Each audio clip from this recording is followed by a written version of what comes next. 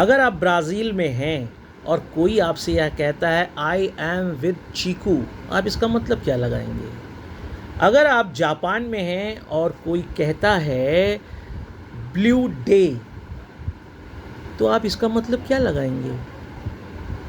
मान लीजिए आप जर्मनी गए और वहाँ पर किसी ने कहा कि now it is you are living with tomato juice, आप इसका अर्थ क्या लगा सकते हैं? यही नहीं, अगर आप इटली में हैं तो कोई आपसे कह सकता है कि I am swimming in Red Sea. USA में रेड मैरिज कह सकता है। यही नहीं, अगर आप ऑस्ट्रिया में हैं, हंगरी में हैं, स्विट्ज़रलैंड में हैं या नॉर्वे में हैं, तो वहाँ पर अक्सर आपको यह सुनाई दे सकता है I am living with strawberry. क्या आप कभी सोचते हैं यह चीज़ क्या कही जा रही है? यह पूरे विश्व के लेवल पर जो बातें मैंने कही, वहाँ की महिलाएं ये बता रही हैं कि इस समय उनका मेंसेस चल रहा है, मेंस्ट्रुएशन साइकिल जो होती है वो चल रही है। चूँकि यह 28 दिन की होती है, इसलिए 28 मई को हर साल इंटरनेशनल पीरियड्स डे मनाया जाने लगा।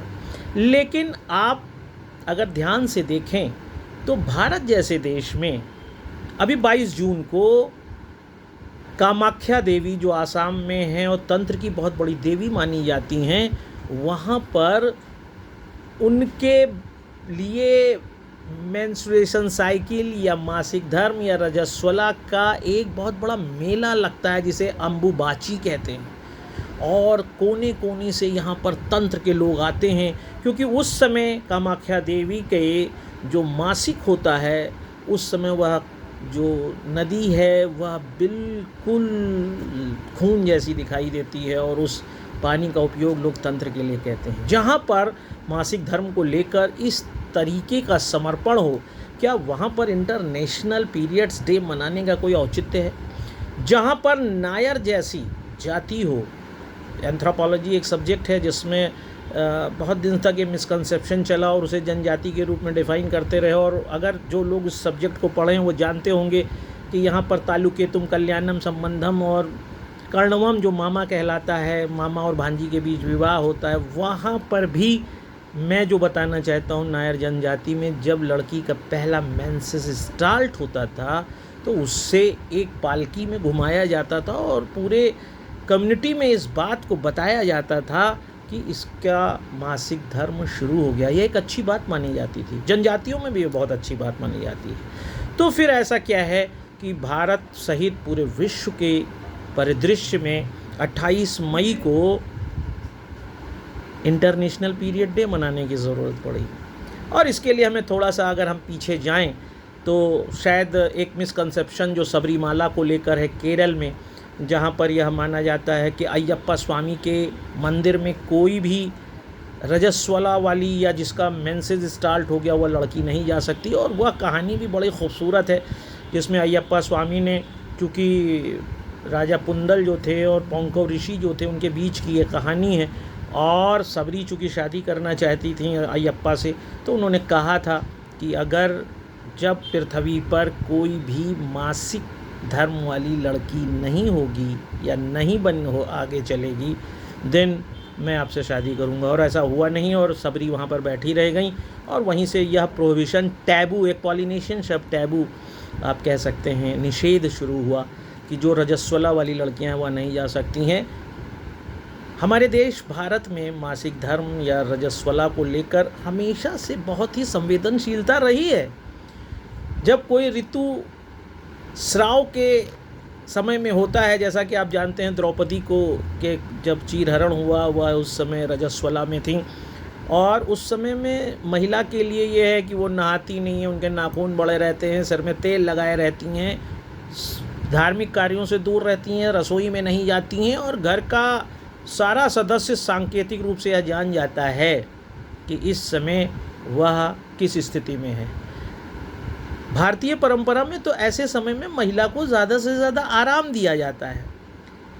ऐसे समय में भूमंडलीकरण के दौर में ऐसी क्या आवश्यकता पड़ गई कि अपने जीवन काल में ज़्यादातर 432 मासिक धर्म से होकर गुजरने वाली किसी महिला के हाइजीनिक पॉइंट ऑफ व्यू से या हाइजीन के पॉइंट ऑफ व्यू से इस बात को करना ज़रूरी हो गया कि साहब इंटरनेशनल पीरियड्स डे मनाया जाए। मैं ये जो बातें आपसे कह रहा हूँ वो 2019 में मुझे एक इंटरनेशनल कॉन्फ्रेंस में सम्मानित भी किया गया, क्योंकि उसमें मैंने पीरियड्स पे बहुत सी ऐसी बातें रखी थी जो शायद पूरी बातें मैं नहीं रख रहा हूँ, लेकिन ये बात ज़रूर सोचता हूँ कि पशु जगत में मनुष्य भी प्रजनन करता है, और प्रजनन करने में जो सबसे बड़ी बात संस्कृति के बनाने के बाद उसके सामने आई वह थी प्रजनन प्रबंधन। जो फर्टिलिटी मैनेजमेंट उसने डेवलप किया, उस मैनेजमेंट ने आगे चलकर न सिर्फ विवाह का सूत्रपात किया, बल्कि जब महिला के कदम घर से बाहर निकले और महिला सशक्तिकरण के दौर में महिला सिर्फ चार दीवारी में काम करने वाली एक मानव से ज़्यादा समाज देश के लिए भी काम करने लगी, तो ऐसे समय में यह समय जो घर में तेल लगाकर, नाखून बढ़ाकर, बिना नहाए, रसोई पूजा से दूर रहकर आराम से पूरा होता था, वह बाहरी जगहों पर नहीं हो पाया। और ऐसे समय में जो एक पैट्समैन पिक्चर भी बनी है, जो पैड लगाने की परंपरा शुरू हुई, उसमें इस बात का बहुत ज़्यादा ध्यान रखा गया कि कैसे महिलाओं के इस समय को हाइजीनिक बनाया जाए और उनके अंदर की इस हेजिटेशन को समाप्त किया जाए। मुझे ऐसा प्रतीत होता है कि सिर्फ आपने आज तक यही सुना है कि महिलाओं को मासिक धर्म होता है। जी हाँ, पुरुषों को भी मासिक धर्म होता है, लेकिन यहाँ पर एक अंतर समझने की ज़रूरत है। जितना समय अंतराल एक अंडा का होता है, ओवा का होता है, उतना ही पुरुष के शुक्राणु का भी होता है। फ़र्क इतना है कि जब शुक्राणु का उपयोग नहीं होता है, वह डेड होते हैं, तो पस सेल्स के रूप में यूरिन से निकल जाते हैं। लेकिन जब ओवरी यानी अंडाशय में अंडा परिपक्वता के बाद गर्भाशय की तरफ बढ़ता है, तो यहीं पर एक बहुत बड़ी क्रिया होती है। प्रकृति ने प्रजनन को एक बहुत खूबसूरत तरीके से परिभाषित किया है, और उस समय गर्भाशय में जब अंडा परिपक्व होने के साथ साथ आगे बढ़ता है, तो वहाँ पे एंडोमेट्रियम की एक दीवार जो खून की होती है, वह गर्भाशय में मखमली चादर सी बिछी होती है, जिसमें एक अंडा आता है। अगर उस समय में उसे स्पर्म नहीं मिलता है, तो वह निष्प्रयोज्य रह जाता है, निष्क्रिय रह जाता है। और ऐसे में जो एंडोमेट्रियम की दीवार है, जो बाद में अगर वहाँ पर कोई स्पर्म होता और उसके साथ एक फर्टिलाइजेशन की प्रक्रिया होती, तो एक सुंदर बच्चे के निर्माण में यही एंडोमेट्रियम की वाल, इसकी थिकनेस से ही यह डिसाइड होता है कि कितना अच्छा पोषण बच्चे को मिलेगा। बहुत से लोगों के एनीमिक होने के कारण ये एंडोमेट्रियम की दीवार बहुत कम थिक होती है, और ऐसे समय में फिर यह एंडोमेट्रियम की दीवार जब किसी ओवा को कोई स्पर्म नहीं मिलता है, तो ये उखड़ने लगती है, और उसी उखड़ने में महिला को पेन होता है, क्रैम्प से होकर गुजरती हैं, ऐंठन होता है। बहुत सी महिलाएं तो दर्द से चीखती हैं, इसलिए चूँकि उनमें एक बार में जब एंडोमेट्रियम की दीवार उखड़कर बाहर निकलना शुरू होती है, तो 70 ml ब्लड निकलता है।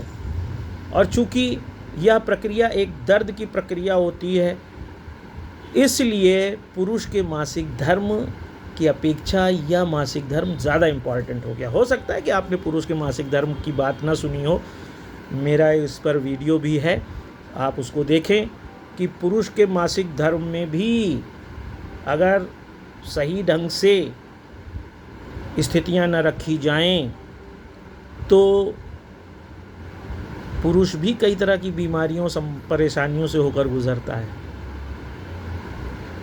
आप जानते हैं कि इसीलिए बहुत से ऐसे देश हैं, ख़ास तौर से मुस्लिम देश, यहूदी, वो सब खतना करते हैं, जिसे आप सर्कमसिज़म कहते हैं।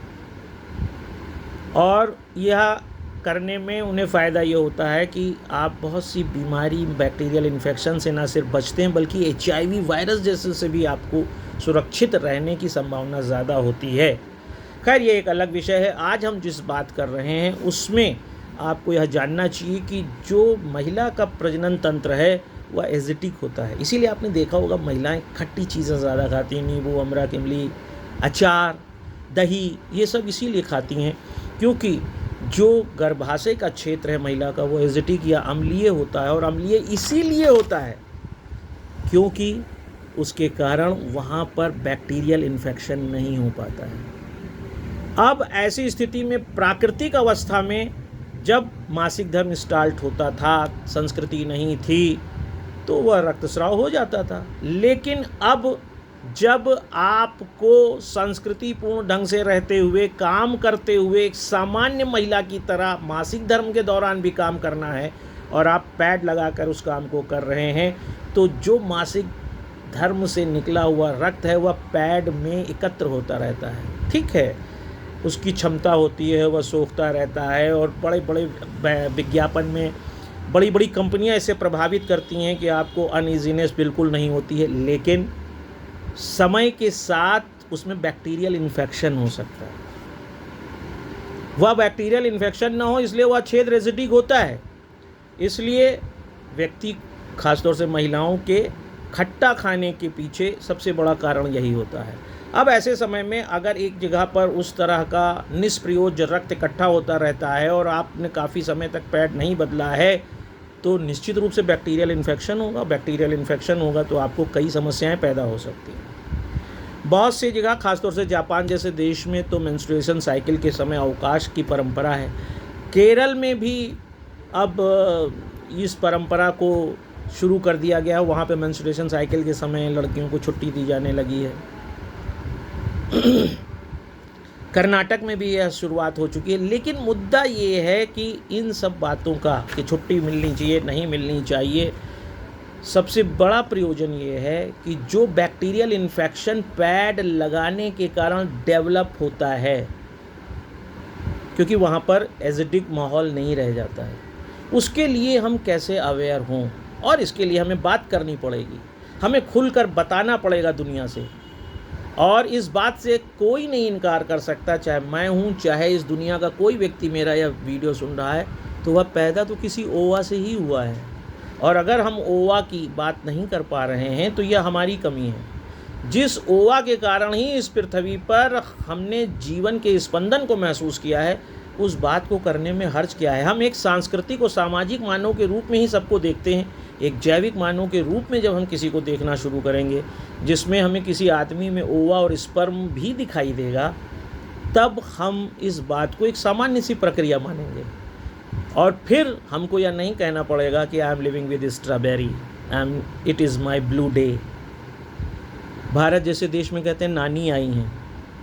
ये सारी बातें ये बताती हैं कि भारत में महिला के या विश्व स्तर पर महिला के अपने प्रजनन संबंधी बातों को कहने के निषेध बहुत ज़्यादा हैं। उन निषेधों को हम तोड़ पाएँ और उन निषेधों से निकलकर इसे एक सामान्य घटनाक्रम में समझते हुए हम उन बातों को कर पाएँ, बस इसी का नाम है इंटरनेशनल पीरियड्स डे।